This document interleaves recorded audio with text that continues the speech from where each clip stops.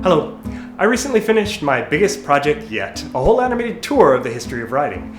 But before we move on, I wanted to take some time to cover two things. One, what we missed, and two, what we got wrong. But I think there's someone better for this job, the narrator herself. Hi, I'm Jessica. Hopefully you already know me as the voice of Thoth's Pill. If you haven't had a chance to catch that yet, I highly recommend it. There's a lot of great stuff in there. I'm also the girl who's about to start showing you how your life is made of code over at CompTomp. But Thoth's Pill, yeah, this was really a labor of love, and as it stands now, we put about 10 to 15 minutes into this film for every single person that's watched it so far, so that's a very personal connection for us. 99% of that is Josh. He did all of the art, the animation, the music, the scripts for the animated history of writing. He even recorded himself narrating the whole thing over and over and over again, but he ended up liking my version better, and so yeah, I'm the narrator. One thing that meant was that there were a lot of parts where you actually hear the languages that we're talking about, and I don't actually speak those languages, so we ended up cutting that. But let's talk about what else we didn't get to. So, in the beginning, we had prehistory, and the cave rushes over so much of history and speculation about proto-writing. We kind of used it as a metaphor just as much as an actual historical place. And when you leave the ancestral cave and enter the civilized world, we meet logographs. The original plans had us pan from the dark cave up to the well-lit world above. Once we're up in those cities, we profile a handful of them. Some of them, like the Minoans in Crete, just barely get a mention later on in the series. And if you start digging, it's not hard to find other early scripts that we skipped altogether, like Elamite or Cypriot or Zapotec, and the questionable unsolved mysteries of prehistoric writing, like Vinci symbols and Indus scripts and whatnot. Integrating those really started to sidetrack the story. So, after going down the birth of writing hit list, we ran into that early tension between meaning and sounds. Well, we originally had a second tension for these cradles of civilization. What is writing for? These symbols help civilizations expand, carve propaganda, track their goods. Time after time, these old logographs are about kind of boring, mundane things like counting goats and barley, or that King so-and-so ruled for such and such a long time and smote all of his enemies throughout his many, many days of being awesome. But fortunately for the romantic in all of us, some writers were capable of turning even these early symbols into verbal art. The most famous early example is Gilgamesh, a story that topped the cuneiform bestseller list for over 1,000 years, which is really impressive. We ended up folding the idea behind this tension into the flexibility and creativity versus consistency tension that shows up when we talk about the Maya script. It was particularly sad for us to cut Gilgamesh. It's a story that reminds us that civilization and its innovations tame the savage human, but at a cost. Nature is wild, immortality is elusive, but civilized humans can live on through their physical achievements during their lifetimes. It was sort of an uncanny prism for Thamus's warning in the introduction. Oral ideas are embedded, but Thoth's Pill, the technology of writing, de-embeds you and offers some degree of immortality to your thoughts and actions. Okay, on to rebus writing. We talked a lot about taking a character and using it for its sound-alike value. Of course, there's another option beyond using the same character for smaller or larger chunks, and this will apply to later innovations too. The character can change in the process. Anyone who's ever learned to read another writing system has the experience of painfully copying every little nook, cranny, and sidler of a symbol before finding out which strokes are meaningful and which ones can be left out. Add serifs to an I, and you're fine. But leave the dot off the top and things kind of get weird, unless it's in Turkish and then they're entirely different letters. Although it's a crucial step in learning to script like a native, the stroke game is something that's obvious from the inside, but can really perplex outsiders. I contrasted using characters for syllables in cuneiform versus consonants in Egyptian hieroglyphs. Two technical details got cut out here. First, the writing direction. We later mentioned when we get to China that where words go and where they stop matter in writing. We were going to be a bit more specific for hieroglyphs, showing you that when you're reading hieroglyphs, you read into the bodies. Some materials will tell you into the faces, but even when there's no face around, body parts still face against the direction you're reading. Fun fact. And for cuneiform, we had a whole section on Josh's favorite cuneiform quirk. That's right, he's got a favorite. Those sumerograms and accadograms that evolved as the script was passed around the Fertile Crescent. It didn't really fit well into the script, but it became its own video, and this clip from that video made its way into the documentary when we talked about how the early choice to use syllables shaped every later version of the script. So there was also an important question to ask here, and one that hits rather close to home. Is it surprising or novel that the later scripts around the Mediterranean, the ones that lead to our alphabet, end up using consonant segments like the Egyptians had already been doing? We didn't ask it. Whatever. On to determinatives. This revolved around Chinese and spills over into the part on Maya, but it's really worth taking some time to read up a bit on how this happens in other scripts and how they use determinatives. Egyptian and cuneiform actually use them too.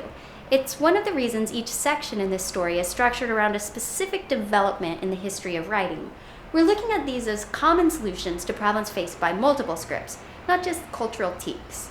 The other reason is we wanted to jump around to exotic locales, because traveling is fun, even if it's just in a cartoon. Anyhow, determinatives. I lumped classifiers and determinatives and radicals together. If you're interested in pulling those concepts apart and digging deeper, I recommend starting with this paper on the use of complementation in the Maya script. Basically, it argues that we should use the term determinative for a meaning sign that helps us choose the spelling of a word, and classifier for a meaning sign that tells us which category the word belongs to. Another thing when it comes to China is stroke order, the way of writing the characters. Josh actually thinks this is so important, he wants to write a whole separate script and do a different video for it.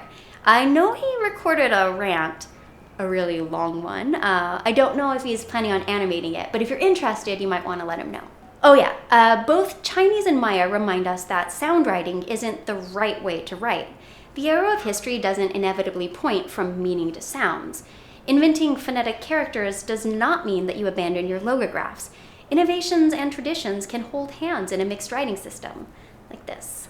And a lot of you picked up on that, but I wanted to make sure that we specifically put that out there. So from Central America, we flew to Egypt, which reminds me, we're going to stand by this title for now. Provocative, yes, but not misleading. I will say one other thing about Egypt. By focusing on the trajectory to our alphabet, we totally missed out on another thread that was in the initial story plans, from Sogdian to Mongolian. I don't know about you guys, but I personally would love to have seen what kind of fun, crazy characters Josh came up with for covering Mongolian. Genghis Khan is one of my favorites. Genghis, however you want to say his name. The same, came up later too when we didn't get to tell the stories about Tocharian and Ethiopic alpha syllabaries. Although at least the Abugida did squeeze in there for one quick little exercise at the end of India. Speaking of alphabets, I really like the way Greece turned out. Josh wants you to know he thinks it's a bit funny that the Greeks in Thoth's Pill know Etic stuff that wasn't common emic knowledge in ancient times. Your newfound friend talks about Troy and the ancient Greek script that actually predates the alphabet, but he stops short of calling it Linear B. Truthfully, it's already an anachronism that he knows about the script in the first place, and can mention how it works, since early documents written in the Greek alphabet suggest that Greek civilization fell into complete illiteracy. Essentially, they all forgot how to write. And that brings us to an interesting idea that actually didn't make the cut. It's when I mentioned to Josh when he shared his outline the first time, people losing writing. This animation looks at writing as a series of inventions and improvements, but what about the steps backwards and sideways and even away from writing? What impact did those have on writing? To get a grasp of the strangeness here, think about the use of pictures and nonverbal layouts of information on websites. In what other ways do we supplement or move away from the written word? Speaking of alphabets, we brought up the correspondence between symbols and sounds and then the birth of the Latin alphabet. We originally wanted to go down the road a bit and discuss historical spelling. English and French spelling are notorious for this, but over time the alphabetic principle can get a little lax since a word might be spelled the way it was when this system started, even when its pronunciation is modernized in flagrant disregard for the ancient tongue. The example we planned to show for this was from Irish, and it went like this. Write the word hua. Yeah, that's right. We totally hear you that we did not cover uppercase, lowercase. It's definitely a topic that we want to go into, but we didn't have time to fit it into Thoth's Pill. It really is worth a video of its own. Okay, so on to Abjads. The papyrus trader was a reminder that writing back in the day wasn't some guy grunting and making crude marks. There was already an entire industry behind each stroke of the pen or press of the stylus into clay. Think of all that it took to make an ancient Mediterranean text: harvesting the papyrus, cutting the stalks open and cutting it into strips, gluing layers of those strips together crosswise to make a sheet, using well-developed trade networks to distribute that paper overseas. It goes on and on. The Phoenician merchant was a mental prick to help remind you of the obvious, that writing leans on the development of civilizations, the materials, resources, trade routes. It was also a way of getting you to think of the economy of writing and extending that to get you to ask questions about how the economy shaped the look, the use, and eventually even the dispersal of writing. Writing on the horizontal recto or front of the papyrus instead of the vertical verso of the papyrus, or how ancient letter shapes changed from chiseled to inky. On the Mediterranean map, we see some scripts pop up. One of them is in Iberia. Well, the rather unique Paleo-Iberian scripts are semi-syllabaries derived mainly from Phoenician with some possible Greek influence. Okay, time is getting away from us here. I promise I'll just mention a few more goodies. In Phoenicia, we tackled matris and pointing, and originally asked a bunch of questions for you to ponder. What's better in a writing system? Optional extras like vowels added in only when you really need to set things straight, or a system that demands clarity even when that clarity is superfluous? Let's skip ahead to King Sejong, who's heard exotic tales of the West, of India. This was a nod to the concept of India as the West in East Asia.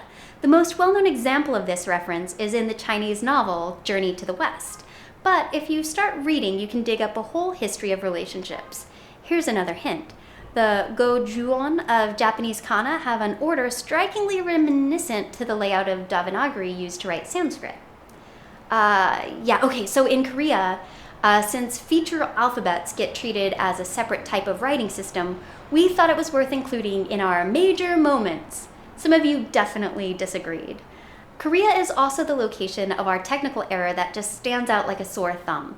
Josh switched the name of two of his shape keys, so these Korean characters got swapped out in the final cut.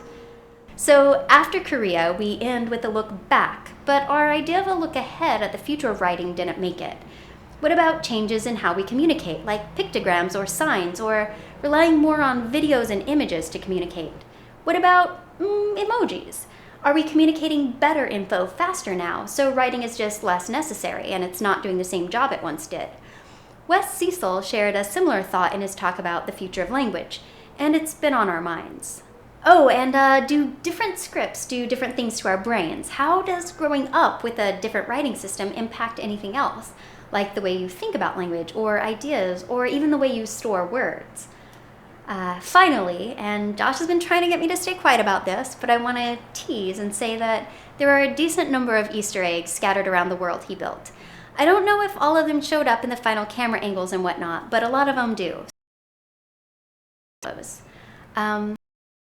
So that wraps this up. I just want to thank you guys so much for taking this journey with us.